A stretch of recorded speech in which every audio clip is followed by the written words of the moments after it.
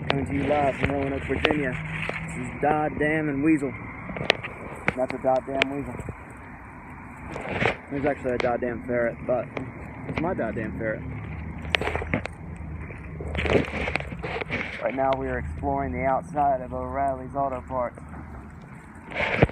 Trying to hustle up enough money to get a new battery for my bike so me and Weasel can get mobile again. You know what?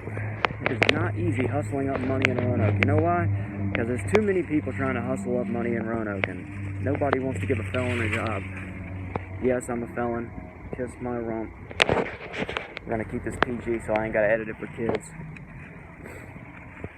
Me and Weasel are not typically PG characters. Get that right, Weasel. Weezy! Say hello to the camera. Hey, leave me alone, you asshole. He's not a morning person.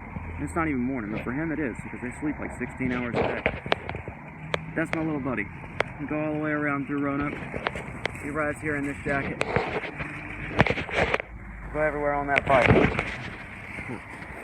Get that right, buddy. He wants to play in the leaves a little bit. Get him, Toe. Get him, Toe. They love some leaves. They're like kids. As a matter of fact, they call them kids when they're that young. Well, he's 9 months, so he's officially a ferret. But when they are young, they call them kids. This is your ferret fact of the day. Be fair to your ferret. They don't belong in cages. They can go on leashes. They love riding motorcycles. They love getting just filthy. Somebody's getting a bath. A lot of things people don't know about ferrets. One thing in particular is you have to be careful when you're bathing your ferret. You got to be careful what chemicals you use, if any. Best thing to use is, something that has, a natural kind of oil, like coconut oil, something like that. I don't want to say that, on record per se, but that's what I've been using. They have some treatments that are kind of expensive at the pet stores, but this little guy, I usually spend the expense when I can afford to do so. But anyway, if you do give them the wrong kind of treatment on their hair, it can mess their hormones. When most of these breeders around here, Marshalls, and there's one other main one, they do a lot of inbreeding. That's why the life expectancy of these guys is like 5 to 7 years versus over in Europe when it's like 10 to 14. So my poor little guy, I'm going to have to say goodbye to him a lot quicker than what those European schmucks would.